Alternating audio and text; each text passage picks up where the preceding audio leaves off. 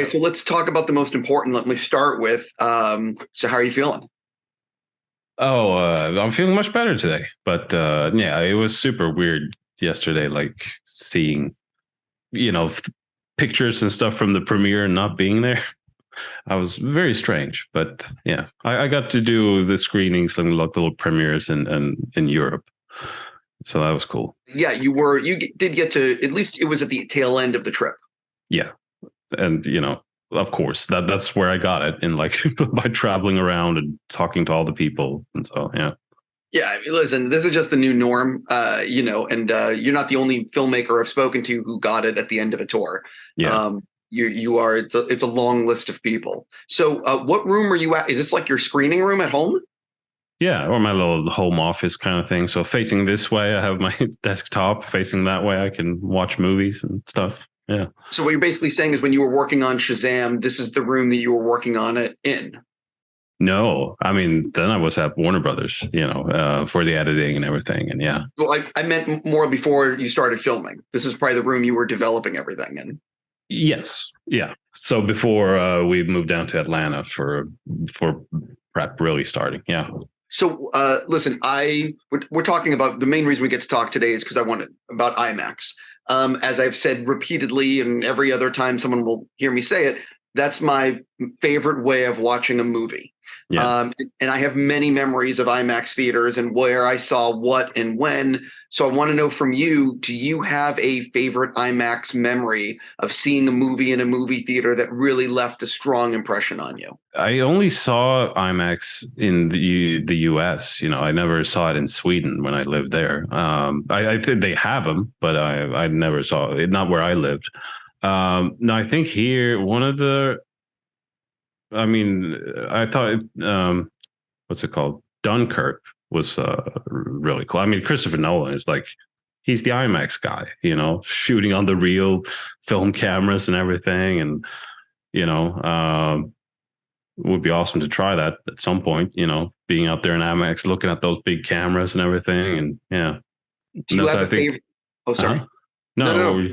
No, so I think Dunkirk, because that was a somewhat early one for me. I don't remember what the first one was, but I just thought that one worked so well because I mean, so much of it is in the full IMAX because it's like it's very little dialogue, so they could just shoot it with the giant cameras for so much. Do you have a favorite theater in LA that you like watching movies in? I'm specifically IMAX. I think I've only mostly been at the Universal City Walk. Yeah. What are the best ones here? James Cameron told me years ago that he likes the AMC Burbank 16, which is where. Yeah, I've been there, but maybe I haven't seen anything in IMAX there. But do they have the full film and everything? Film projection? Yeah, the City Walk is excellent because it's one of those full-on movie theaters, and the Burbank AMC 16 is great. It is a really fantastic theater, but it's not like City Walk. City Walk's like those old school science museum type, real, you know what I mean? Yeah. And Burbank has been sort of retrofitted, but they're both great theaters. Yeah, no, I've been to AMC 16 many times, but yeah, I don't think I've seen anything in IMAX there. Maybe next time you go, see something there. Maybe even your movie once you're feeling good. Try it out there. Do like a little, thing. Audiences clearly have a choice on where they're going to see a movie, and your movie's about to come out in IMAX. So, what do you want to tell people as to why they should see your movie on an IMAX screen?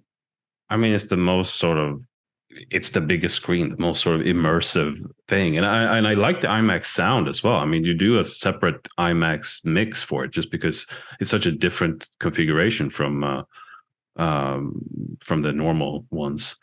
No, it's just, I mean, so much of it is just the size and like just how enveloped in it you are. Yeah, actually, you touched on this a little bit, and I wanted to go a little deeper if you don't mind.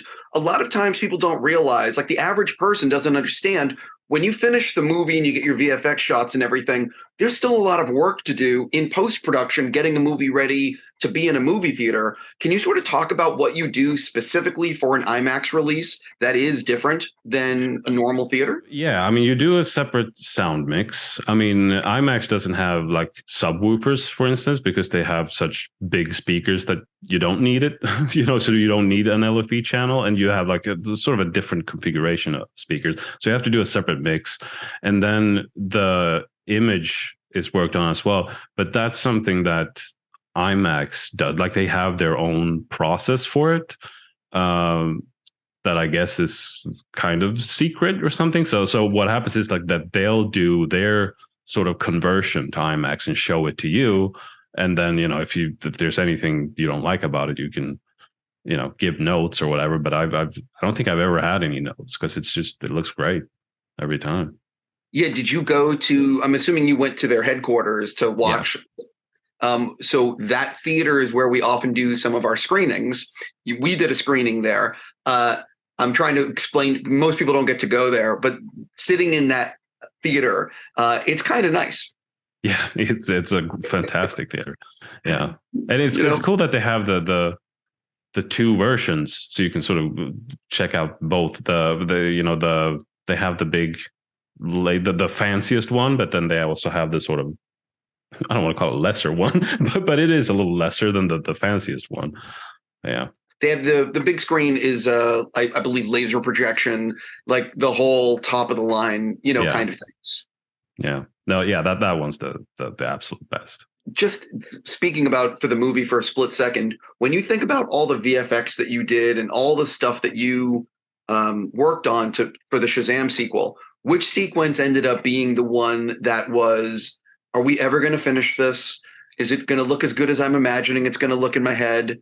That, you know what I mean? Yeah, it wasn't so much sequences, more like shots that took forever. And, you always run out of time and like have to fix things. I mean, the one that was probably one of the very last shots to come in is like when they all gather at the bridge, and he's like, oh, we only have, they all fly in and land and everything. The big issue there was Mary, because she flies in and, she starts out as a digi-double, and then it turns into the actress Grace on wires being lowered down and landing. And that handoff just was not working. Because it's like usually when you go from a digi-double to a real person, it's like in a quick move, or so things get hidden by motion blur, and this was just a very smooth, very slow landing, and it just did not work. And we were like, talking to the VFX guys and everything, and like to redo the whole thing, like to redo the digital and everything was going to be so expensive, and it takes so much time. And we were just right at the end of the schedule. So what we ended up doing was we added a bunch of smoke. That's why she goes through a smoke cloud. So as she goes through that smoke, that's when she goes from digi to real. But it's sort of nicely integrated. Like when she goes through the smoke, her body like pushes it away and everything. So if you don't know that it's a Band-Aid, I think it works, but it is totally just like, let's cover it up what's not working with adding smoke. And that happens a lot, especially towards the end, where it's like, oh, this shot is not getting there. Let's add some lens flares or camera shake or something just to hide it, But yeah, no, that one was one that took forever it was just we're just not getting there. So add smoke, It's so funny because that shot, I know exactly what shot you're talking about. I would have never guessed that was a Band-Aid. I just figured it was mission accomplished then. But yeah, I mean, there's a lot of things like that you have to do in a movie, and hopefully audiences just think it's all intentional. Sure. So what you're trying to say is JJ's lens flares in his first Star Trek movie they probably helped him a lot. Yeah, probably helped him a lot.